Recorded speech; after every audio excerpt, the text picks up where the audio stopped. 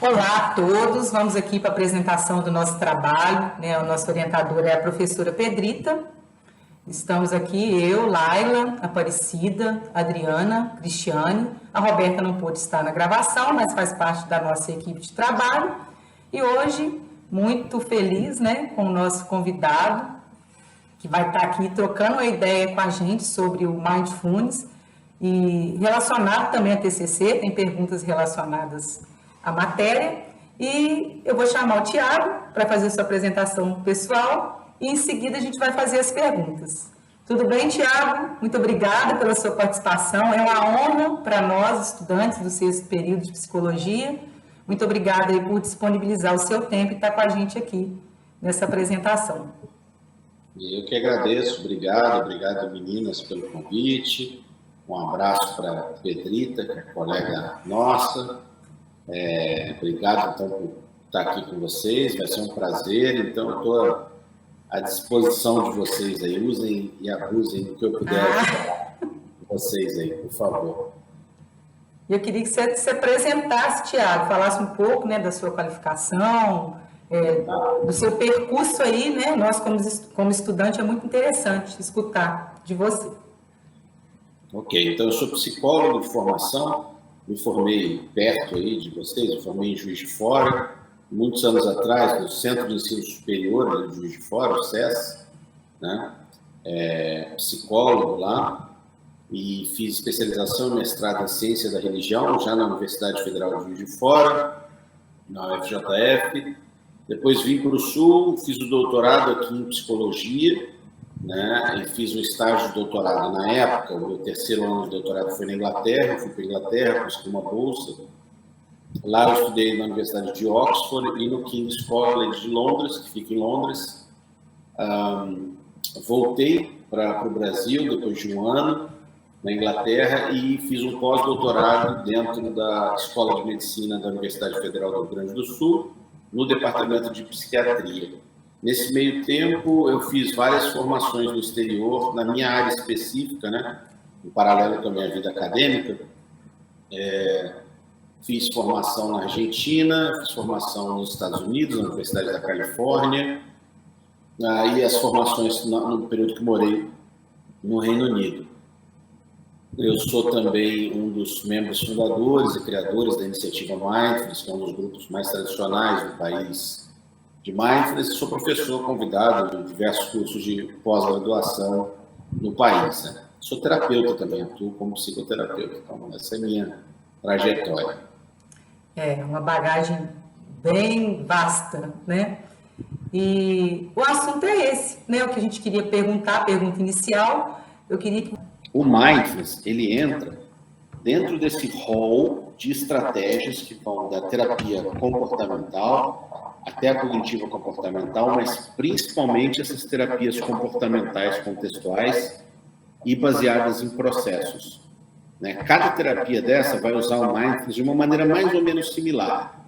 Na terapia de aceitação e compromisso, na terapia comportamental dialética, na psicoterapia analítica funcional, FAP. O Mindfulness vai entrar com uma ideia, basicamente, de lançar um sobrevoo do sujeito sobre ele mesmo. Então, ele funciona como uma espécie de instrumento para difusão cognitiva, para eu não me identificar com tudo que acontece comigo, mas para eu poder olhar em panorama, o que a gente chama de self em contexto. Eu consegui olhar minhas reações, minha reatividade em panorama.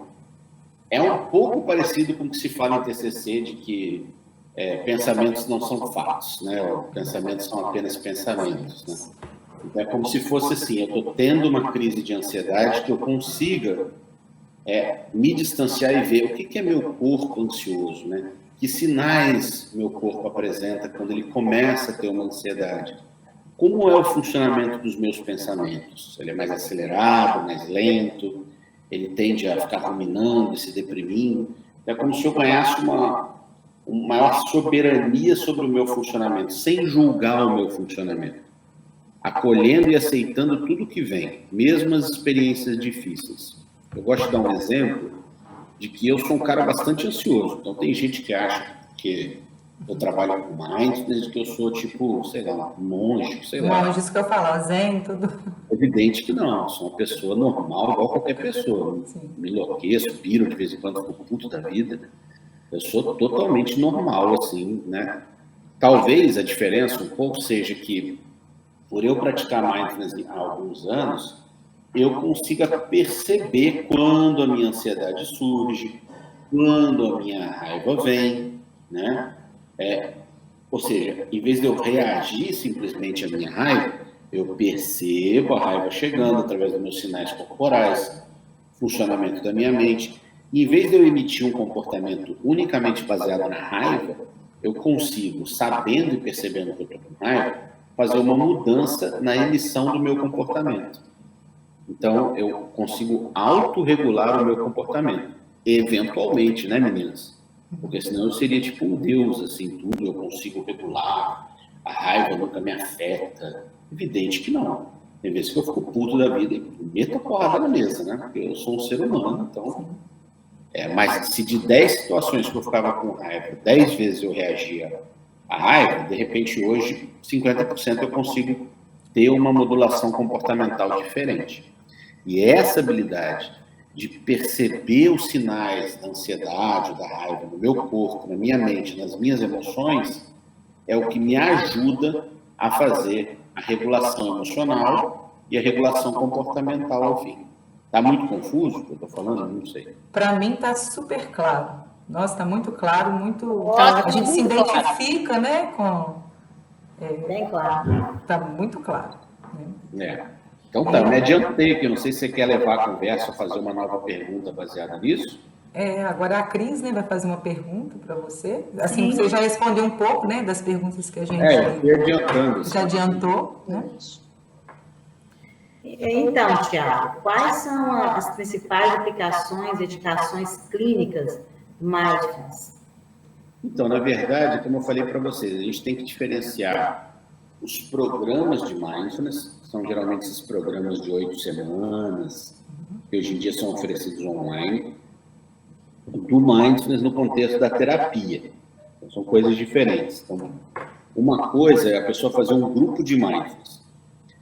Outra coisa é o terapeuta ou a terapeuta utilizar mindfulness nas sessões. Quando isso acontece?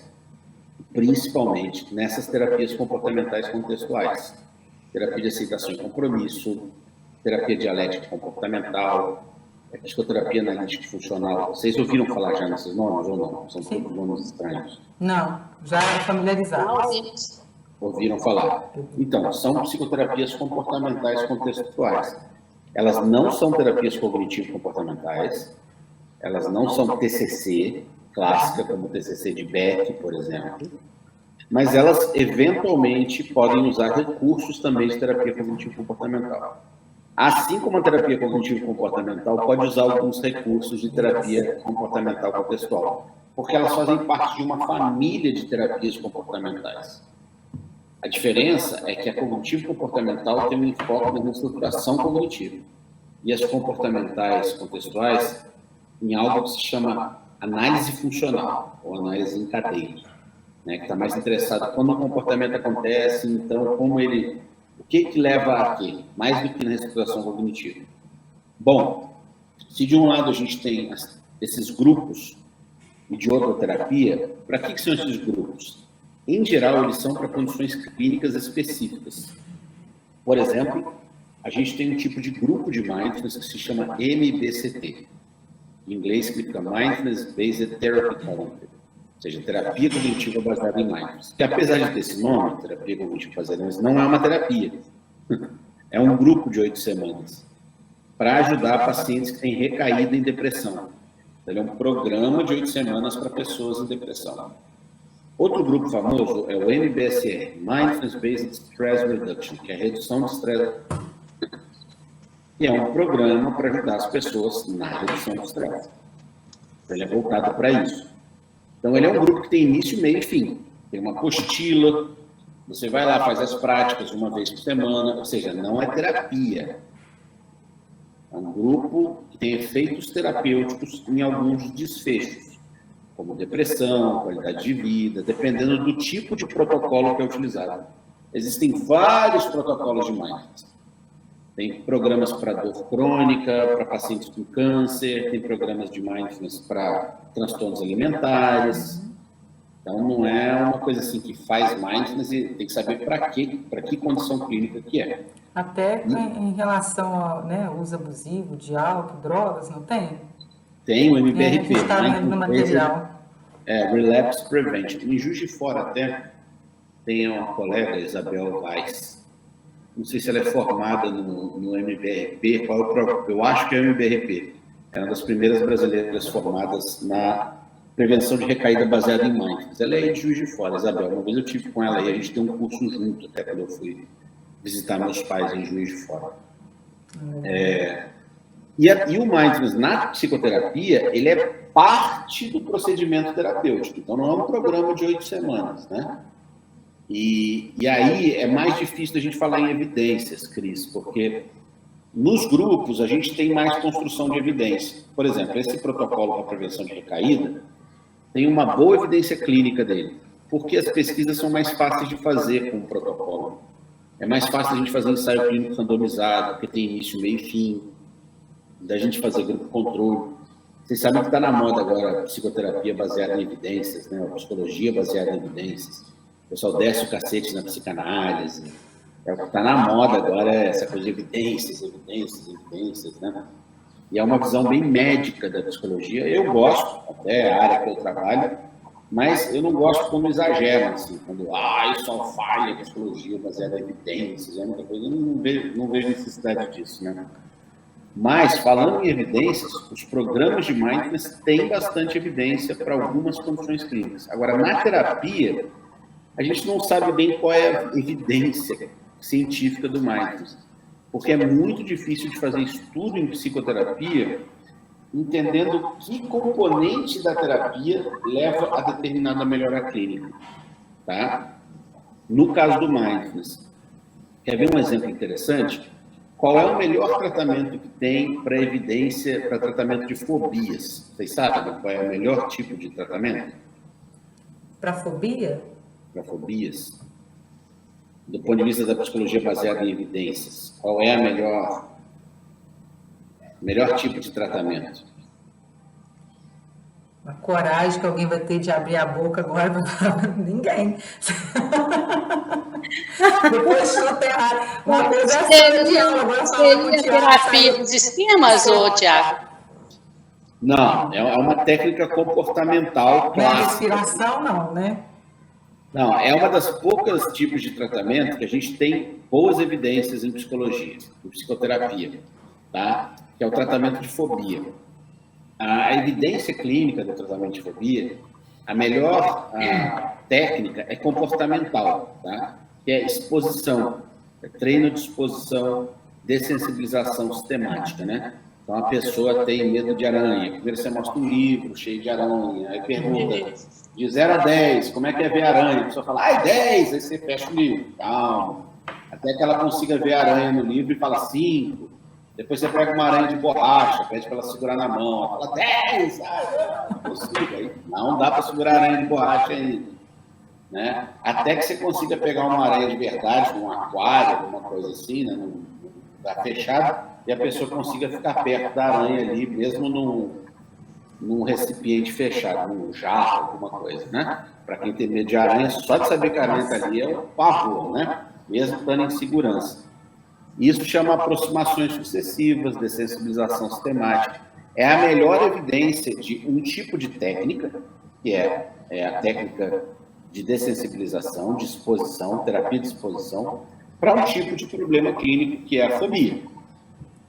O mindfulness na terapia, a gente não sabe exatamente qual é o efeito dele no benefício. Supostamente, o efeito dele é para ser um efeito de ajudar a pessoa nesse processo de ver o self em contexto, não se super-identificar com pensamentos intrusivos, né? Conseguir perceber com mais nitidez emoções, né? Conseguir perceber o que é raiva, o que é medo, o que é o pensamento, como se fossem componentes da minha experiência, diferentes componentes da experiência. Mas a gente não tem, Cris, pesquisa suficiente falando da evidência clínica de que faz isso, a não ser observação nossa, que é terapeuta, mas não na ciência. A gente não tem muitos artigos ainda sobre isso. Ok.